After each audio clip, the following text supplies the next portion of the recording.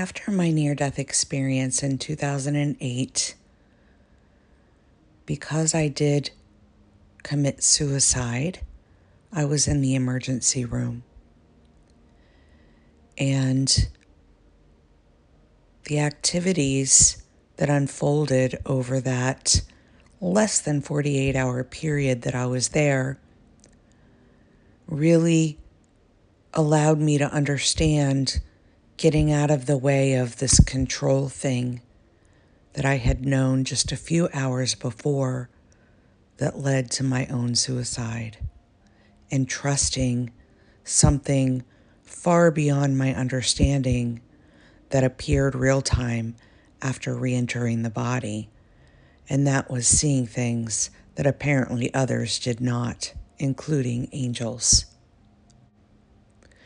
I share a lot more about that in the interviews I've done since my near-death experience, so today is not about covering that, but if you're interested in my near-death experience, the link will be down below in the description. You see, prior to this, although I would call myself always an open person, I was raised very devout Catholic. I grew up around gorgeous pictures of angels and archangels and ascended masters and all of the things that seem to have appeared in my near-death experience. I don't think that's any coincidence because I don't believe in such a thing anymore. And I do believe that we get the experience after the body that we believe we are intended to have. So for me, that made absolute sense that it would be full of mystical wonderment with the angels and the archangels, and specifically Archangel Gabriel. Over the last 15 years, I've developed a relationship with these beings we call angels and archangels. And as I've mentioned in the previous iterations here in this playlist, I don't perceive them to be anything separate or hierarchically different than the story of Kelly. She is a part of all of this, as are they. So the communication makes absolute sense. It's a dialogue that's always running. And when she's not out into the dream world, that dialogue is ever present for her to tap into. Yes, she still forgets at times. And yes, she still runs off into the dreamscape at times. And yes, she still experiences that human suffering when this happens. But there is something more innately driving the underbelly of this experience now. It's like those beautiful visions we've all seen where this delicate swan is swimming across the ocean without even making a wave on top. Yet if you were under the surface with a GoPro, you would see those little webbed feet moving. And that is what this engagement is like with that which is bigger than us.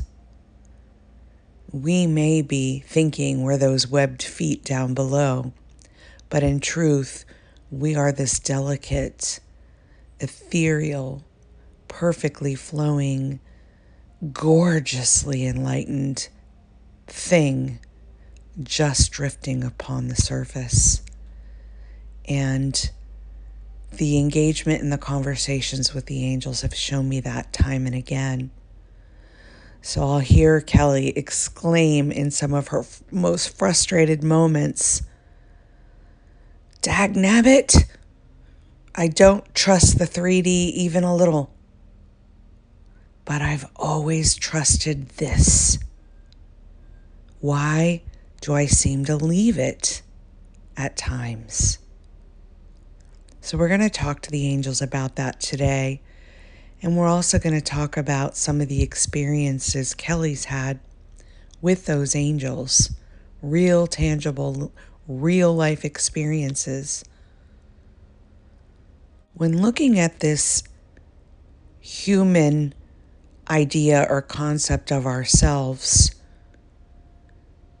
we must have the expression of this thing called duality in the dreamscape. To know the yin, we must, of course, know the yang. And that feels a bit arduous at times until you really start to get the flow of this. And you start to recognize when something that's appearing as a no is just the invitation to see that no is not true, whatever that no is about. No, you can't know this way of being. No, you can't have that relationship. No, you cannot land that job. No, no, no, no, no, no, no is the invitation. It'll come through the expression with others and with experiences. And if we use that as the vehicle, the energy of it as the vehicle, the energy itself, to just move us back into the flow, there's no harm in it, you see. The harm comes when we believe it to be the truth and we start working in the dream on the dream to try to change and recraft that no. Then we've lost the plot. We're not working off our soul plan. We've gone into variability hell, and we're choosing every button, bell, and whistle, thinking that somehow we're the one controlling this. We call it free will.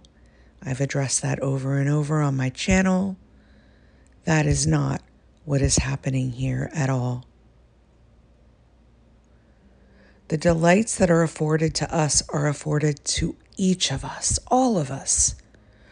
Our own little bubbles that we are experiencing in with every creature, critter, human, being, experience, etc., is part of what we've crafted into this moment. Nothing that is boundless love, that is so full of just prosperity and wellness and wholesomeness and goodness would ever pull us back into the story. So that's our first inclination in noticing somewhere we've grabbed onto a variable and reset right there. The invitation's there. It's always arising. It is the open door that no man can shut. And it speaks to us so clearly here. There is no door. There is no one who's been locked out. And there's been nothing that's been kept from you, except for the deceiving thoughts appearing, which are also not here to mean you harm. They're the vehicle to bring you to truth. When you start respecting them and leading them back to the light, which is the only journey they wish for you, things start to get so much better and easier. Now, that's not to say it's an overnight thing, because there are subtle nuances that happen with this. It's almost as though the energetic space within us must continue to make room for the new version of this story of Kelly. And as each one of those sheds, the space has been rendered for that newness to creep in. Now you'll notice this is all coming so fluidly as Kelly's speaking. There's no script in any of this, and there never has been. Why is that? Where is this knowledge coming from so fluidly? Why does her voice sometimes change when she speaks of it? Why does it feel as though she goes into a space that appears differently than who she is? Well, because that's exactly what's happening. In this unraveling there is the ability for all that we are to take that space and be the voice of recognition. That internal dialogue becomes external dialogue, and it may sound as though it's your voice, but I assure you, it's far grander than your 3D avatar. Enjoy it, envelop in it, allow it to have you, and then you'll have experiences that you can express, not because you're seeking them, but because you know they're already here for you. There's no going to get them, seeking to find them. There's a gentle resting here where they just arise. So a few sharings from the story of Kelly. And I'll talk more recently because I've shared so much of the last 15 years. I don't want to repeat anything that I may have repeated. We'll talk about the last 2 years. While there's been some tremendous healing going on over here with grief, end of relationships, losses, jobs, experiences all coming and going just like everyone else. And of course, the most recent and profound in the story of Kelly is the loss of her sweet best companion, Milo, who's now gone over the Rainbow Bridge. There are times Kelly wakes up, let's be honest, it's every night, at 3 a.m. And from 3 a.m. to 3:33 a.m., like clockwork, downloads are coming. Now, 3 has been a magical number for Kelly since birth. She's born on the 3rd of the 3rd. Every sport that she entered into as a small child, she was assigned the number 3 without ever asking. It became hilarious in our family because it just did itself. There were so many 3s around her that it became just the norm to know that when the 3 shows up, it is the indicator. It is the indicator that she's in the flow, that she's divinely tapped in and listening, correlating directly, and receiving the downloads that have always been right here. So for the last 2 years, that has literally tripled, of course. The number of 3s in every indication of her life has become such a guide. Now, many will say, well, you're looking for them, and that's fine. If you still believe in coincidences, serendipities, and things just happening, that's fine. That's no longer part of this story of Kelly. She trusts this far more than she's ever trusted the 3D. So the signs that appear in the 3D, she knows they're for her. They're little breadcrumbs or trails, reminding her to remember she's not doing this alone. And very similar to the experiences in the emergency room, where these beautiful angelic human-like forms kept telling her, I see you. That is what those 3s represent to her. I see you doing the things around the grief. And rather than running from it, I see you sitting and allowing it to have you. Grace is with you here, my sweet one. I see you leaning your hand out to others in your own grief. I see you rising above when you feel resentful or angry or not appreciated. I see you. Those aren't true things at all, are they? I see you. Let that unravel. I see you taking the walks that you used to take with sweet Milo. We see you. now doing that by yourself. But what you don't see, sweet Kelly, that we do, is that Milo's walking right behind you. He's no longer leading you, you see, for you no longer need that. He is your companion, moving to walk beside you. Slow down a little bit in this grief, and things will line up as they should. We know you're having glimpses.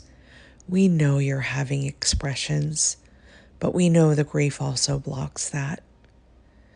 So as you keep meeting it lovingly, and we keep reminding you that we see you, little Milo will just move closer and closer beside you until you are fully reunited into the heart center, and all will always be seen and known.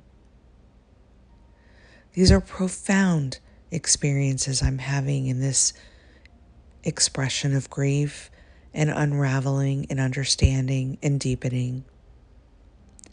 But the other night, one of the most beautiful, one that I even hesitated to share here, happened for me. It was the night of the strawberry moon. The sky was beautiful, bright, and full. As often it is with full moons, the coyote around the tiny home are very active. And this is when Kelly will get her really good camera out, and she'll go into the woods seeking the owls, the coyote, and all of the nature beings that love to chat at that time. So off she goes, and tears begin to fall, just as they are now. Because Milo used to come on those walks. So on this particular evening, she just let the tears fall with the camera around her neck, and wandering around the property, she heard the owls and moved that way. She found a beautiful branch to sit on, and she just took it all in. It was gorgeous, it was inviting, it was peaceful, and it was healing. And the tears fell there. Now, that in itself, to me, would have been more than enough, because that was beautiful and so healing. Every tear that is dropped allows the grief to fall away. I love how someone proclaimed that tears are just little droplets of heaven from the angels, and that's how they feel when we embrace them. So the embracing continued, the camera's out, and the owls are just majestically hooting away. And there, I felt the warmth at my feet.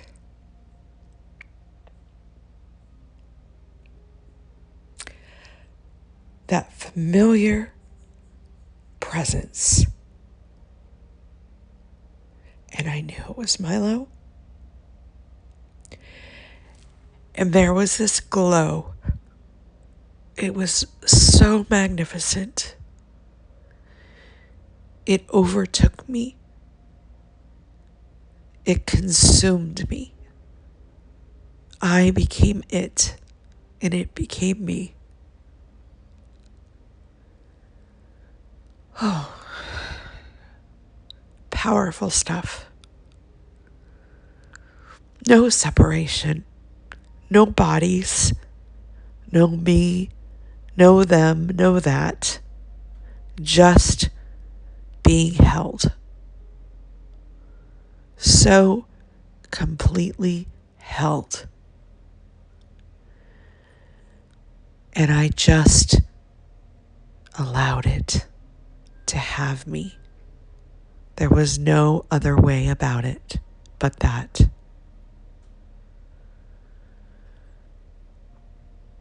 My Milo is perfectly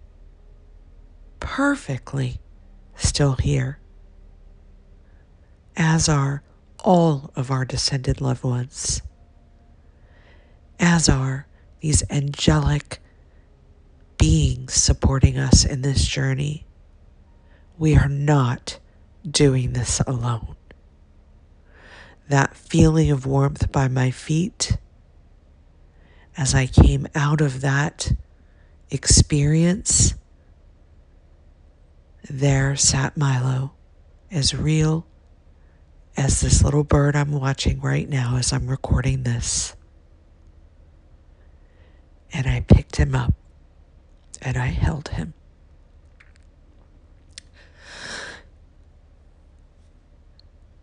And the density of his body and the feelings of his fur and the licking of my tears. Oh, no one can tell me that wasn't real. No one can tell me that. My sweet boy, he came to me so that I could let this go and start sharing again in this way with you, with the world, and with myself. But I needed a little respite, and that's okay. These tears this morning are not sadness. They're different. They are the most glorious gratitude I can find in this space.